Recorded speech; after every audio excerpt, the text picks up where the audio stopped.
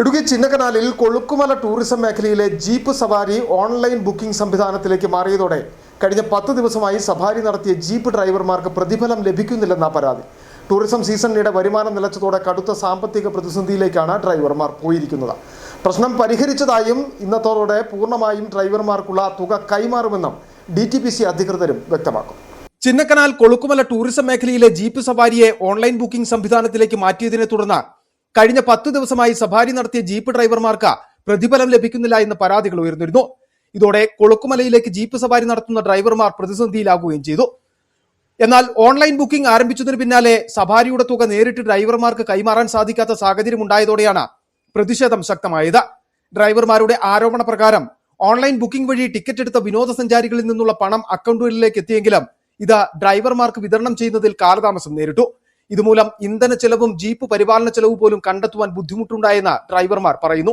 കളക്ടറിന്റെ അടുത്തും TTPC കൗണ്ടറിലേക്ക് നമ്മൾ പരാതി കൊടുത്തിട്ടുണ്ടായിരുന്നു. പൈസ കറക്റ്റായിട്ട് കിട്ടുന്നില്ല, വയ്ക്കുന്നില്ല എന്ന് പറഞ്ഞു. പക്ഷെ അതിന് മുന്നോട്ട് ആരും പോകുന്നില്ല.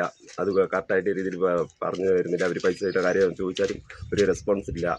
പിന്നെ പോരാത്തതിന് ഞങ്ങൾക്ക് വളരെ ബുദ്ധിമുട്ടാണ്. കഞ്ഞുകൂടിയ കാര്യങ്ങളൊക്കെ പോകണമെങ്കിലും ഡീസൽ അടിക്കാനും വണ്ടി പണിക്കിട്ടാലും വർഷാപ്പിൽ പൈസ കൊടുക്കാനും ഒരു കാര്യവും നടക്കുന്നില്ല. മുന്നോട്ട് കൊണ്ടുപോകാൻ പറ്റുന്നില്ല. ടൂറിസം സീസണായ ഈ സമയത്ത് ദിവസങ്ങളോളം പ്രതിഫലം ലഭിക്കാതിരിക്കുന്നത് വലിയ സാമ്പത്തിക പ്രതിസന്ധികളിലേക്ക് നയിച്ചതായും ഇവർ പറയുന്നു. ഓൺലൈൻ നിങ്ങൾ പരിപാടി തുടങ്ങിയതിനകത്ത് ഇതിനകത്ത് ഞങ്ങൾക്കിപ്പോൾ ഈ ഡ്രൈവേഴ്സിനകത്ത് വിരോധമോ ഇങ്ങനെയുള്ള ഒരു കാര്യങ്ങളും ഞങ്ങൾക്കില്ല. പക്ഷേ ഇത് ഡീലിങ്സ് എല്ലാം കറക്റ്റായിരിക്കണം. 20 ദിവസമായിട്ട് 5 പൈസ ഞങ്ങൾക്ക് കിട്ടിയിട്ടില്ലെന്ന് പറഞ്ഞാൽ അതും ഇവിടെ വാ അവിടെ വാ അപ്പുറത്ത് വാ ഇപ്പുറത്ത് വാ ഇങ്ങനെയുള്ള വർത്തമാനങ്ങൾ നമ്മളിത് പറയാമെന്ന് പറഞ്ഞിട്ടുണ്ടെങ്കിൽ ഇത് നടപടിയുള്ള കാര്യങ്ങളല്ല. ഇപ്പോഴത്തെ കണ്ടീഷൻ അനുസരിച്ച് വണ്ടിയുടെ ഒരു പ്ലേറ്റ് ഒടിഞ്ഞ് വഴി കിടക്കാന്ന് പറഞ്ഞാൽ അവിടെ കിടക്കത്തുള്ളൂ.